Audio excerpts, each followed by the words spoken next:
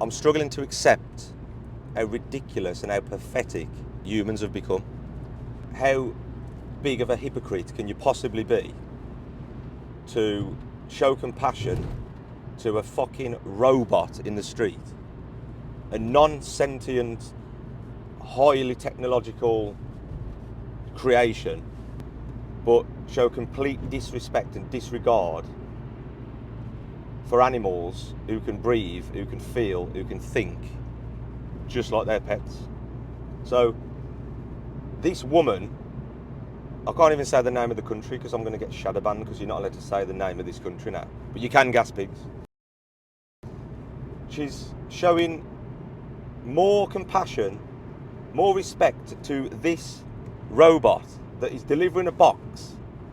Yet, if someone told her to stop violating animals and paying psychopaths to put them in gas chambers and taking off their private bits without anaesthetic and things like that, she'd laugh and go, oh, you're just being extreme.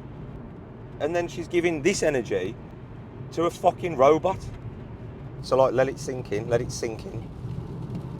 A loving, feeling, emotional, sentient creature is mocked. He's laughed at. The ones who are defending him because they haven't got a voice to tell the bullies to fuck off, they're getting mocked as well. In a world where 99% couldn't act out these atrocities in the first place. How has the human developed this mindset? How has this happened where people are okay with watching animals suffocate to death or getting their skin ripped off or fisted so that they have babies, and the list goes on and on and on and on, yet they show love for a piece of fucking metal walking through the streets? Oh my God, Fafa, be careful. And then it gets even worse. If this woman was just walking down the road and she saw this robot and we're like, oh, look at this robot delivering a package to someone's house. Oh my God, look at the modern world, look at all this technology. And then a little yob comes along and kicks the robot, because that's what some kids do. They just go around vandalising things. She would be more bothered by a yob kicking a piece of fucking metal than she would by a slaughter worker taking off the private parts of an animal or dipping them into a gas chamber or chopping their head off. Do you know what I mean? How has this happened? How has this happened where there is such a contradiction, such a hypocrisy in the mind of the straightforward thinking human? Do you know what I mean?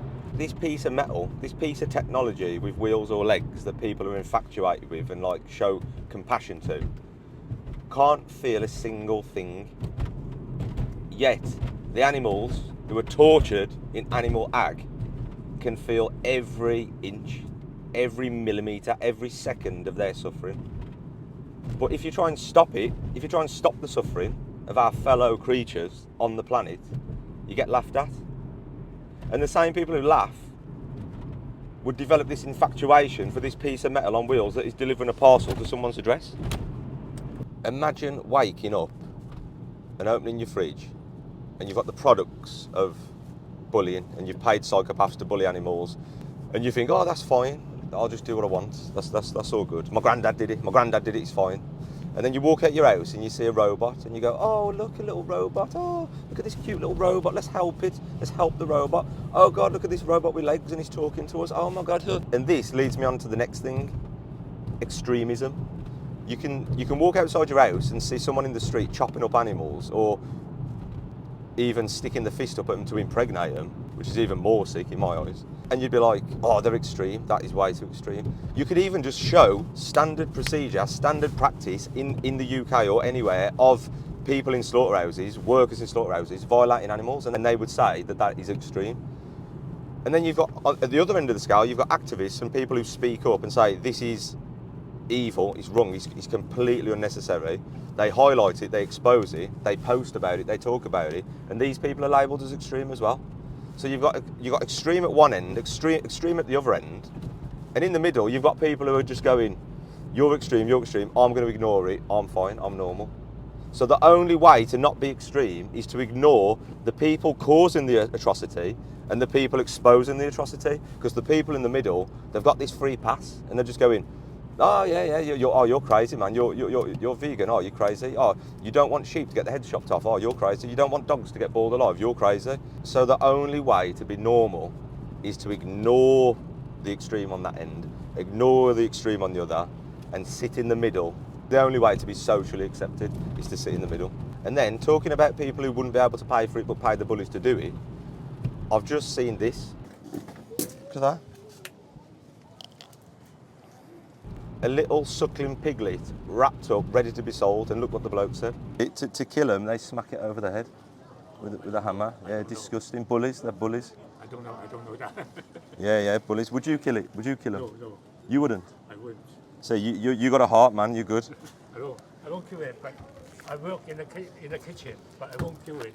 So people pay for it who wouldn't do it themselves? No. It's disgusting. No. He's not the one true savage.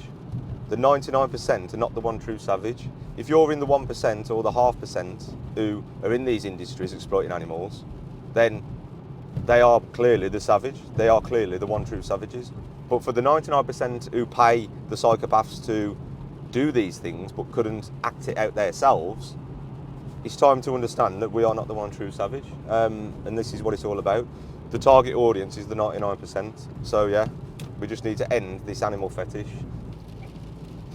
Imagine if there was no animals other than humans on the earth and everyone grew up in this world where there's no dogs, no cats, no horses, no meat to eat, no flesh, no decaying flesh. There's just no animals. And then one day the creator goes, oh, by the way, I'm going to drop this new species onto the earth and they're going to be like furry, playful, emotional, they're going to have families, they're going to be able to reproduce. They can't talk, they're going to have 4 legs, they're not going to be able to pay taxes or talk about the offside rule or talk about Coronation Street, but they're going to be like quite fun, quite nice little creatures. And what do you think of this? You've got no choice, by the way, but they are coming. I'm going to drop this species on the earth. Let's just call it a dog or a pig. What's the human going to say? Is the human going to say, yeah, when it lands, I'm going to smash it over the head with a sledgehammer? Or when it comes, I'm going to chop its knackers off so that it can't reproduce with the female, so I can impregnate the female myself and then steal her breast milk? Are they going to say that, or are they going to go, oh, let's probably maybe care for these creatures because they're just the same as everyone else, because they feel the same as everyone else. Let's not violate them. Let's not attack them. Let's not fist them. Let's not pull them out of the water and suffocate them. Let's not rip their skin off and use it for jackets. Let's not stick them in cages. Let's not put them in zoos and aquariums so that people can come in and laugh at them and plague them and stuff like that. Why don't we just leave the species alone? And then God turns around the next week and goes, oh, by the way, I'm going to stick like thousands of new species on the earth. Yeah, you can still keep living your life and not violate them and not attack them and not bully them. You just carry on living your life. That is a choice.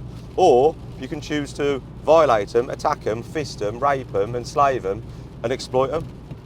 The humans are going to go, yeah, I think I'm just going to carry on living my life without exploiting these new species that are put on the earth. So why are we exploiting the ones that are on the earth now? It's because we've been told to do it. They're conditioned to violate certain species and not violate others, because it does make sense just to leave them all alone. It makes sense to not smash a pig over the head as it does to not smash a puppy over the head, as it does not to put a kitten in a microwave, as it does not to ride a horse until it's frothing at the mouth and got no legs left. So, and this is why there's so much cognitive dissonance with the people who get ratty about activists and get ratty when exploitation is exposed, because they can't handle the fact that some animals get violated and some don't. We've been told which ones to violate, which ones to leave alone, which ones to stroke, which ones to ride, which ones to laugh at. Do you know what I mean?